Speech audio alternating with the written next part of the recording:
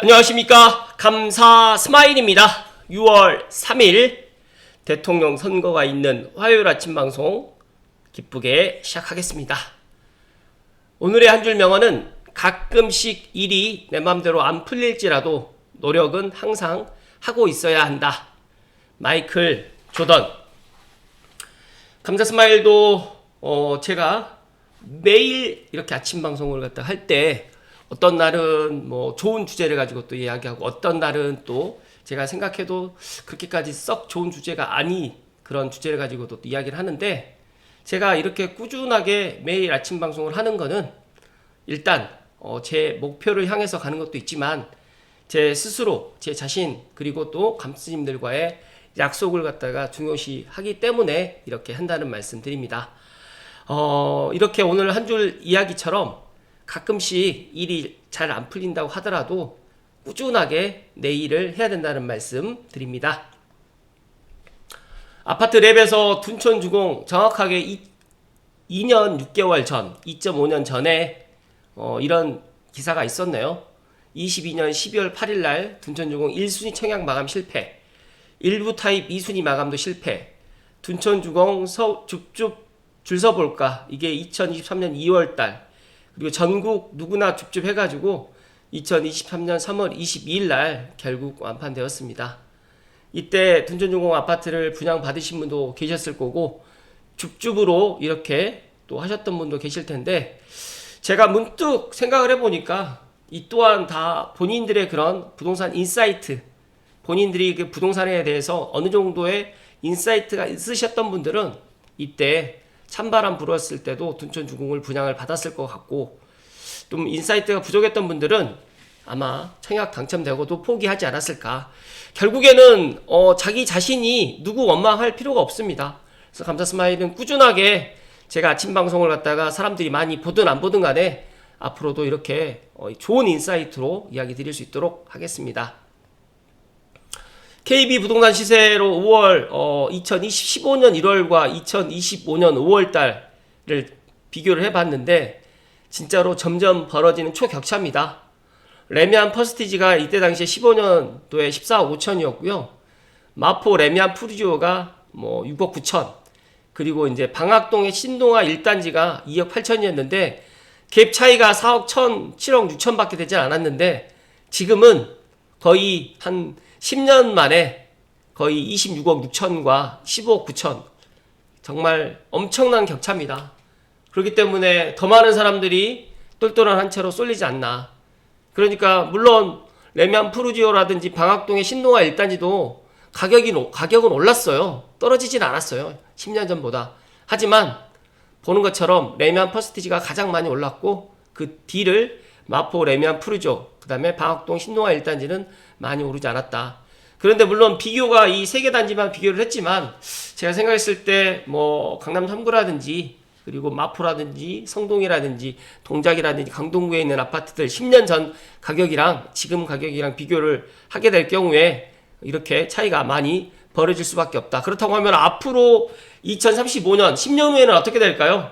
그 이야기를 제가 뒤에서 이야기 드릴 수 있도록 하겠습니다.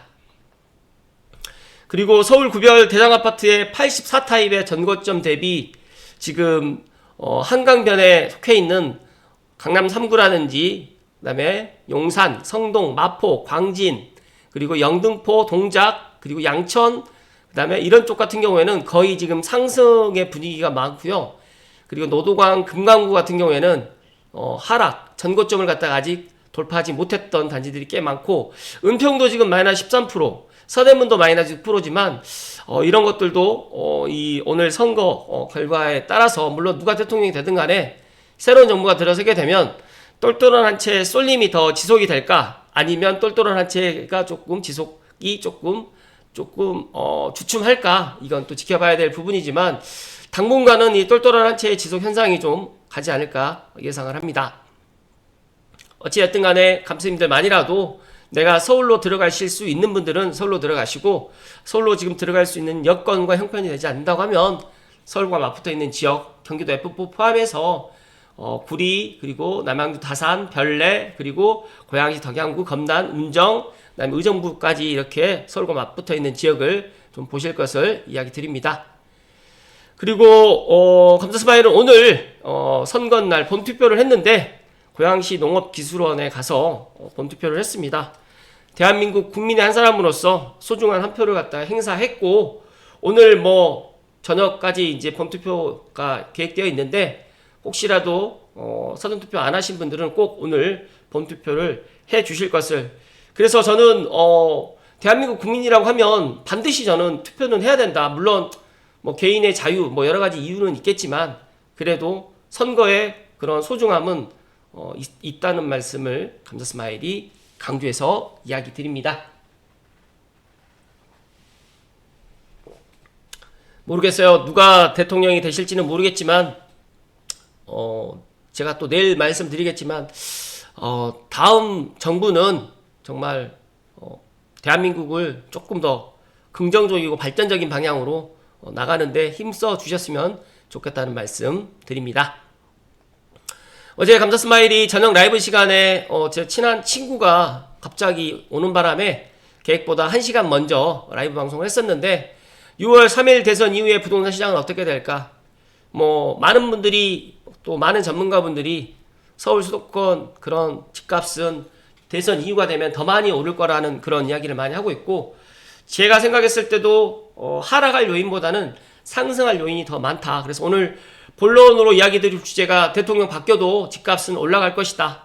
그리고 서울 수도권만 올라가는 것이 아니라 고양시, 특히 삼성벨트, 창릉 3기 신도시가 들어오는 창릉전 벨트에 있는 주거벨트에 있는 아파트들은 지금보다 가격이 많이 올라갈 것이기 때문에 대선 결과를 보고 난 다음에 6월 달에 6월 30일 전, 늦어도 6월 30일 전, 조금 빠르면 6월 28일 전까지로 해서 내 집만이라도 아니면 내가 가용한 그런 자산으로 해서 내 집 마련을 갖다가 하실 것을 이야기 드리고, 만약에 내가 전세라든지 월세 만기 때문에 조금 상황이 그렇다고 하더라도 갭을 끼고라도 좀 내 집 마련을 꼭 서둘러야 된다는 이야기를 어제 이야기를 드렸는데 못 보신 분들은 오늘 꼭 한번 다시 보실 것을 이야기 드립니다. 본론으로 이야기 드릴 주제는 대통령 바뀌면 집값 뛴다. 대선 앞두고 가계빚이 4조나 급증했습니다. 시중은행의 가계대출이 4개월 연속으로 지금 확대되고 있고요. 증시가 또 훈풍에 또 비투 수요도 한몫하고 있는데 일단 금리가 지금 많이 내려가고 있습니다. 그래서 올 하반기 금리는 지금 현재 2.5에서 2.0까지 앞으로 기준금리가 내려갈 거라는 그런 예상도 있고, 미국 또한 뭐 관세 전쟁이라든지 여러 가지로 이제 이야기들이 많이 있지만 미국도 금리를 갖다가 내릴 상황이 지금 오고 있다는 말씀 드리면서, 모르겠습니다. 대출을 끼지 않고 내 돈을 모아가지고 순수하게 내 자금으로만 내 집 마련하신 분도 물론 계시겠지만, 중요한 팩트 하나는 감사스마일도 대출 없이 내 집 마련을 못했고 많은 대다수의 국민들은 대출을 끼고 다 내 집 마련을 했습니다. 그래서 금리 인하기에 또 대출금리 하락하는 데다가 대통령 선거를 앞두고 지금 여러 가지로 지금 집값 상승 기대가 좀 맞물리면서 주택담보대출이 늘어나는 추세인데 이것도 6월 말까지만 늘어날 거라고 저는 생각을 합니다. 그래서 만약에 스트레스 DSR 3단계가 적용된다고 하면 또 가격도 지금 올라가고 있기 때문에 또 신생아 특례 대출을 이용하는 그런 또 KB 시세라든지 실거래 가격도 올라가게 되면 9억도 넘어갈 수 있는 그런 곳들이 많이 생기기 때문에 오히려 지금이 또 기회일 수 있다. 그래서 또 대출 수요까지 가세하면서 신용대출 증가 폭도 올해 들어서 최대치를 기록했는데, 많은 사람들이 차기 정부가 들어오더라도 당분간 집값은 내려갈 가능성보다 올라갈 가능성이 높기 때문에 이렇게 내 집 마련을 지금 서두르고 있지 않느냐 또 생각을 하고 있고요. 추가적으로 지금 분양가가 힐스테이트 매달려도 11억이 넘었지만 지금이 가장 싸다라는 진짜 어처구니 없는 그런 현실이 지금 우리 곁에 지금 와 있습니다. 분양가가 정말 무섭게 뛰고 있습니다. 분양가가 지금 힐스테이트 매달려도 11억 5천 60만원. 그렇지만 완판됐고, 그리고 1순위 청약에서 마감됐고, 지금 현재 뭐 계약을 갖다가 지금 하고 있는 중으로 제가 알고 있는데, 제가 생각했을 때 물론 뭐 다 많은 사람들이 한꺼번에 이제 계약을 갖다 할지 아니면 조금 지켜볼지 생각을 하겠지만, 그래도 어찌됐든 완판되는 데는 이상이 없을 거라는 말씀 드리면서, 어제 힐스테이트 메달레 첼사 타입을 갖다가 원주민 분양권을 갖다가 조합원 물건을 좀 비싼 금액에 매수했는데 호갱노노에서 좀 안 좋은 댓글을 많이 보고 마음이 아팠다고 하지만, 어차피 시간이 지나게 되면 지금의 분양가보다 내년 분양가가 더 싸면 모르겠지만 내년 분양가는 지금 분양가보다 더 비쌀 수밖에 없기 때문에 분양가 상한제 주택을 제외한 모든 앞으로 서울뿐만 아니라 수도권에서 분양하는 아파트들은 비싸게 분양을 할 수밖에 없기 때문에 지금 분양을 받으셔도 된다는 말씀 드리면서, 어제 제가 제 친구의 이야기를 좀 빌어서 이야기를 드렸는데 진짜로 지금 건설 현장 분위기는 너무너무 안 좋고 지금 제대로 아파트를 짓고 있는 현장조차도 없다라는 거, 그리고 이 건설 자재 가격이라든지 인건비, 그리고 또 제가 들어봤더니 60세 이하는 또 근로기준법에 의해서 아파트 건설 현장에 지금 참여를 못하기 때문에 지금 거의 한 40대에서 60대 사이에 아파트를 지을 수 있는, 쉽게 말해가지고 근로자들이 너무너무 많이 부족하다는 이야기를 또 어제 제 친한 친구로부터 이야기를 들었습니다.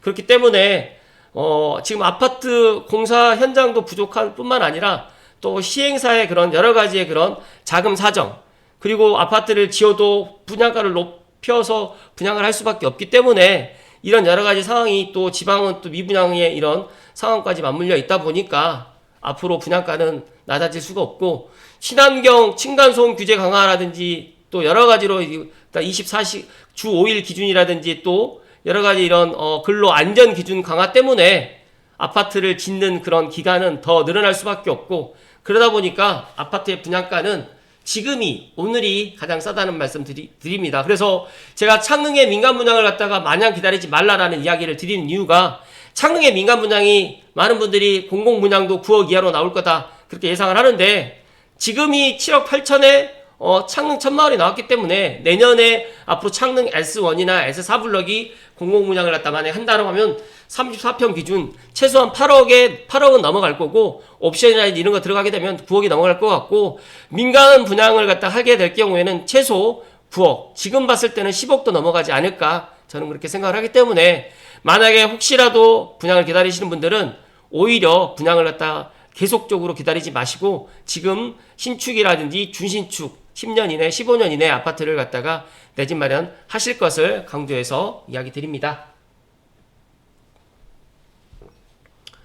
그리고 올댓고향에서 지축이 3호선 역세권인데 창릉 민간 분양 기다릴까 아니면 지금이라도 지축을 매수를 할까 갈등 중이라는 고향 할배님께서 이런 글을 올리셨는데, 저는 지축은 내년에, 그러니까 올 하반기에도 물론 더 좋은 평가를 받겠지만 내년 연신 내역으로 해가지고 GTX-A가 삼성역을 무정차로 해서 수서라든지 동탄이라든지 용인을 갖다 가게 될 경우에는 지금하고는 차원이 좀 다르게 지축의 아파트 가격이 올라갈 거라는 그런 예상을 합니다.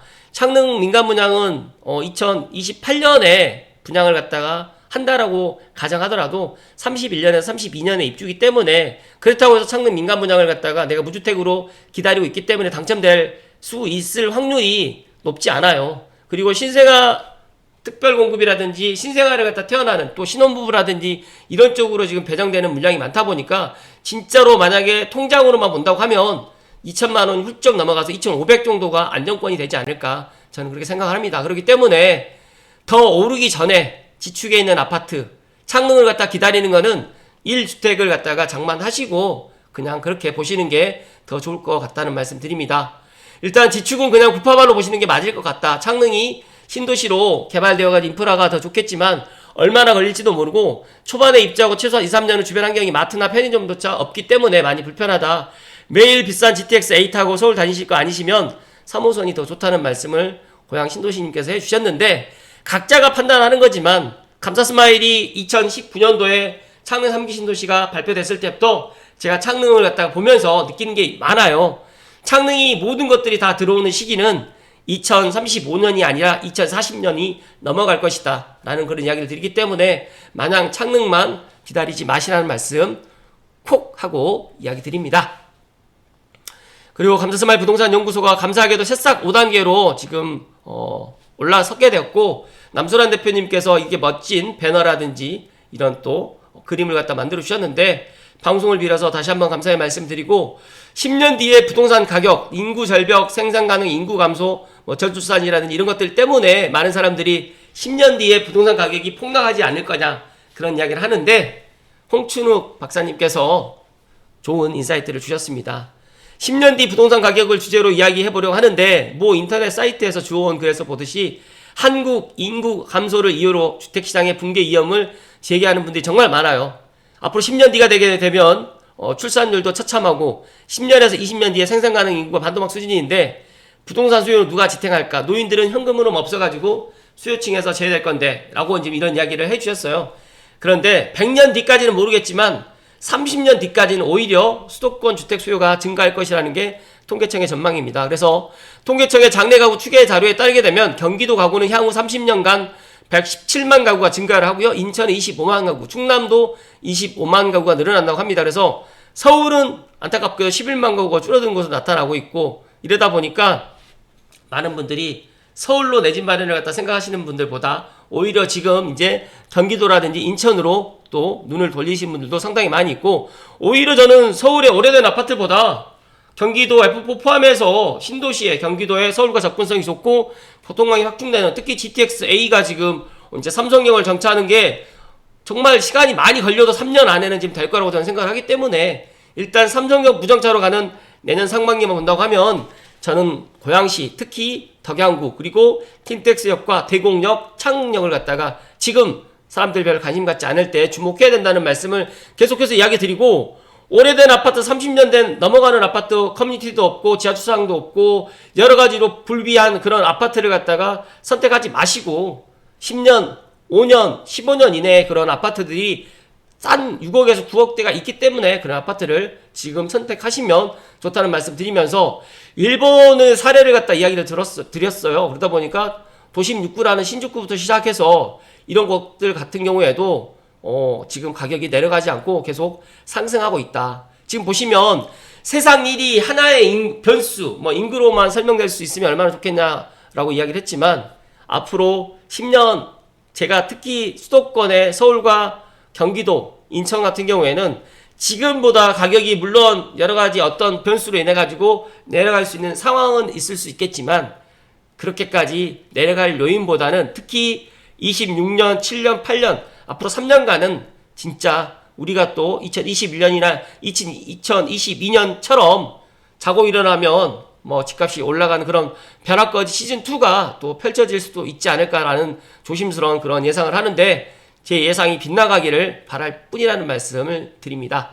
마지막으로 건설 부동산 포럼에서 좋은 인사이트가 있어가지고 많은 분들이 부동산 관련해가지고 나도 인사이트를 좀 갖고 싶다라고 이야기를 갖다 하시는데 차기 정부가 이제 부동산 초양극화를 해소하기 위해서 수도권 수요라든지 그리고 위축되는 지방주택 시장을 부양하는 투트랙 전략을 사용할 것이라는 전망이 지금 나왔지만 이 또한 새로운 정부가 또 출범해봐야지 되는 상황이다 보니까 서울과 수도권의 지역의 강세가 여전히 지속될 것으로 예상되는 만큼 감수님들만이라도 안전자산이라는 인식이 강한 상급지 갈아타기 그리고 똘똘한 한 채를 장기 보유하는 것이 바람직하다는 조언이 제시됐고 여기에서 이제 제가 추가적으로 이제 주목해야 될 포인트로 공급, 금리 인하, 그 다음에 주택 임대차, 양극화, 똘똘한 한 채 등이 꼽혔고 이에 따른 행동 전략으로는 안전자산, 상급지 갈아타기라든지 똘똘한 한 채 장기 보유라든지 재건축은 고분양가 감내 가능한 지역을 또 선별하고 공급 감소 지역 같은 경우에는 신축 선호라든지 희소성을 갖다 부각할 수 있는 곳 수도권 주택임대차는 5% 상한이라든지 갱신권을 적극 활용해야 되고 생활형 숙박시설과 상가보다 아파트 분양 또는 경매로 눈을 돌리시는 게 좋고 다주택자 절세 활용을 해서 자금 확보를 해가지고 이렇게 미리미리 대비를 해야 된다라는 이야기를 갖다가 하명진 센터장님께서 이야기를 해주셨는데 제가 여기서 추가적으로 이야기 드릴 부분은 새로운 정부가 들어서가지고 물론 또 새로운 부동산 정책이 나올 수 있겠지만 지금의 부동산 정책을 갖다가 전면 재수정하지 않으면 지금 서울과 수도권 그리고 앞서서 말씀드렸던 이런 초양극화를 갖다가 해결할 수 있는 방법이 없을 것 같습니다. 그렇기 때문에 저는 새로운 정부가 출범해가지고 부동산 부분에 있어서만큼은 진짜 똘똘한 한 채의 쏠림 현상을 갖다가 막을 수 있는 그런 대책을 꼭 강구해야 된다는 말씀을 드리면서 6월 3일 대선 본투표 있는 날 아침 방송 마칠 수 있도록 하겠습니다. 감사스마일은 그렇게 생각합니다.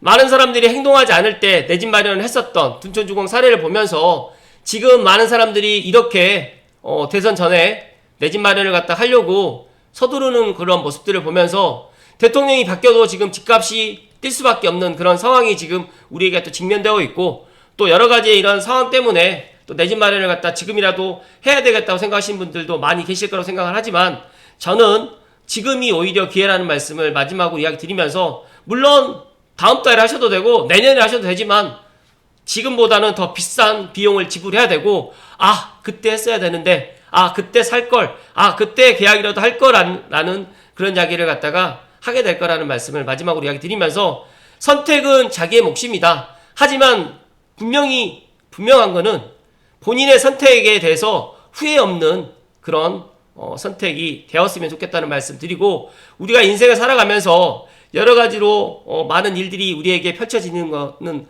분명히 맞는데, 그래도 안 된다, 또 그런 것들을 좌절하지 마시고 항상 내가 할 수 있는 범위 내에서는 노력을 꾸준하게 하셔야 된다는 말씀 드리고, 부동산 공부도 마찬가지로 오늘 하고 내일 하는 것이 아니라 꾸준하게 하셔야 된다. 그래서 부동산을 갖다가 꾸준하게 할 수 있는 방법을 감사스마일이 이야기 드릴 테니까, 감사스마일 부동산 연구소에 또 카페 회원으로 가입하셔가지고 감사스마일하고 소통도 하고, 또 본인의 그런 고민사항도 남겨주시면 제가 다 이야기 드릴 수 있고 또 상담도 해드릴 수 있는 그런 카페를 갖다 만들어 볼 수 있도록 하겠습니다. 오늘도 행복 가득하시고, 감사스마일은 내일 반갑게 인사드릴 수 있도록 하겠습니다. 고맙습니다.